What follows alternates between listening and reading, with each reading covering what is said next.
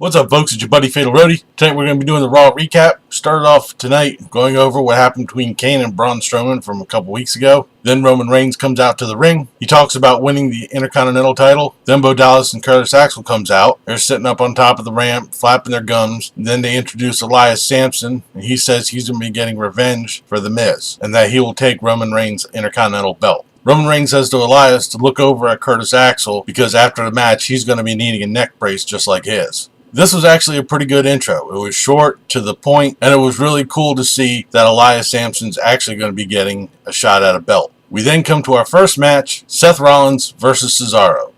Jesus f***ing Christ. We have only seen this match 7,982 f***ing times. This is an overly repetitive, extremely long match. It took entirely too long. After the match, Seth Rollins says that him and Dean Ambrose are going to revoke their rematch clause. What? That was exactly what he said. I think he meant to say invoke their rematch clause, but oops.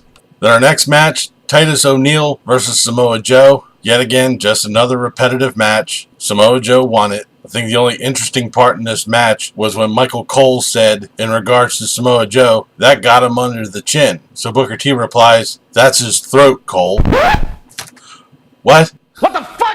Anyway, Samoa Joe won. Short match, repetitive, needless, waste of time. We then have a 6-woman tag match. Bayley, Sasha Banks, and Mickie James versus Paige, Sonya Deville, and Mandy Rose. Sasha Banks comes out. She's standing in the middle of the ring. Mickie James' music hits. She doesn't come out. Bayley's music hits. She doesn't come out. Then Paige's music hits. She comes out with Mandy Rose and Sonya Deville. They're saying, well, what happened to your other tag partners? Both of them have been laid out. Alexa Bliss, who was sitting at the commentary post, runs away after she said that she wouldn't. Rose and Deville walk to the ring.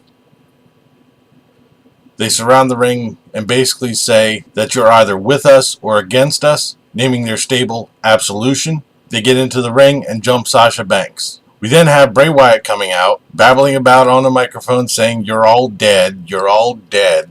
I have no idea what he's going at. Like I've said before, I've just come to tune him out. He's basically just noise anymore. Which brings us to our next match, Bray Wyatt versus Matt Hardy. This is kind of a short match. There was a little bit of back and forth between the two of them. Matt Hardy missed a moonsault, which allowed Bray Wyatt to get Sister Abigail for the win.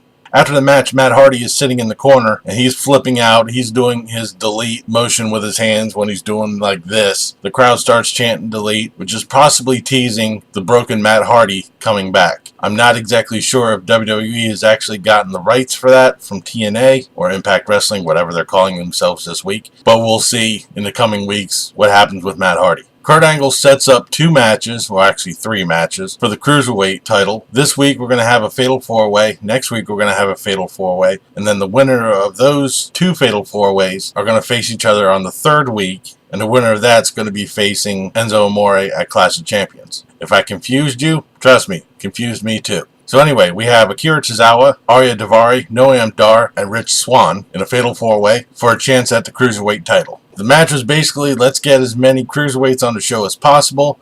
Surprisingly, though, this match was actually pretty good. There was a whole bunch of flippy shit, which I always like flippy shit, especially from the Cruiserweights. WWE seems to be trying to ground all the Cruiserweights, but I like it when these matches start going airborne and they start jumping over everybody and flipping all around. It's entertaining.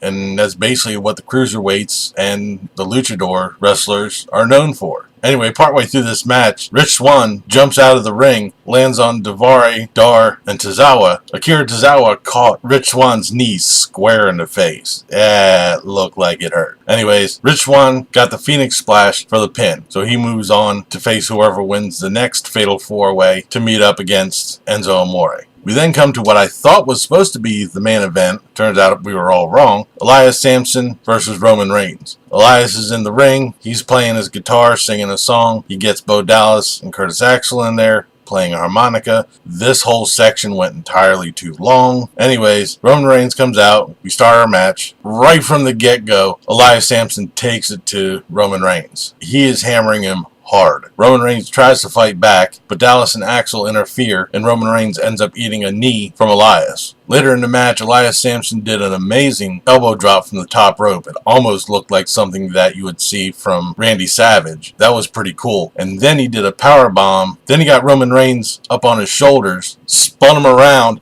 and did a power bomb. It kind of takes a little bit out of the translation, but it actually looked pretty cool when it happened. I haven't seen a power bomb like that before. But Roman Reigns was able to come back, give Elias Samson a spear, and gets the pin. This was actually a pretty good match. I was surprised. I thought it was going to be basically just either a DQ from the Miztourage or a flat-out overpower by Roman Reigns. I was definitely surprised at how much offense and how much of a show Elias put on. He did really good in this match. But anyways, after the match, Roman Reigns was going up the ramp. Samoa Joe comes up from behind him, puts him in the coquina clutch, knocks him out. So I guess next week we're going to be having Samoa Joe versus Roman Reigns again.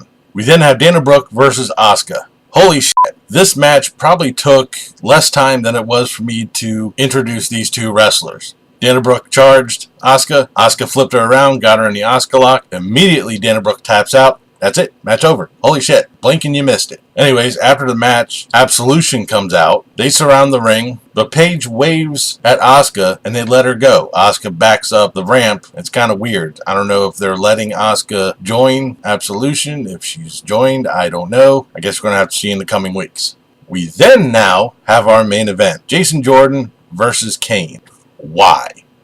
This is not a main event. I would probably see this towards the bottom of the card. Anyways, and earlier, Jason Jordan saying, well, it's bad that Braun Strowman is out because I really wanted to get a rematch.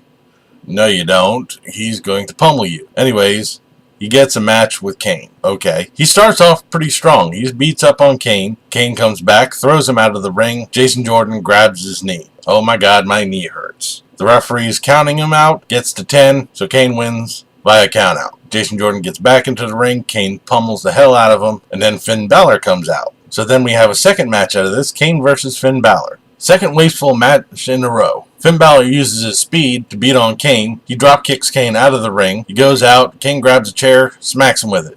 Disqualification. Kane starts beating up Finn Balor with a chair. He puts the chair around Finn Balor's neck. He goes up to the middle rope to jump down, presumably to break Finn Balor's neck. While he's on the middle rope, Braun Strowman's music comes out. Braun Strowman runs to the ring, beats the hell out of Kane, pummels him, hits him with the ring steps, throws a set of the ring steps into the ring, gets him back in the ring, power slams him on top of the ring steps, grabs a chair, and drives Kane's neck into the ring steps with the chair, basically returning the favor from last week. Keeping in mind, while all this is happening, Kane is backing away, pleading to Braun Strowman not to fuck him up, but fuck him up he did. So I guess at Clash of Champions, wait a minute, no, wait, because I mentioned that before. Clash of Champions is actually a SmackDown pay-per-view.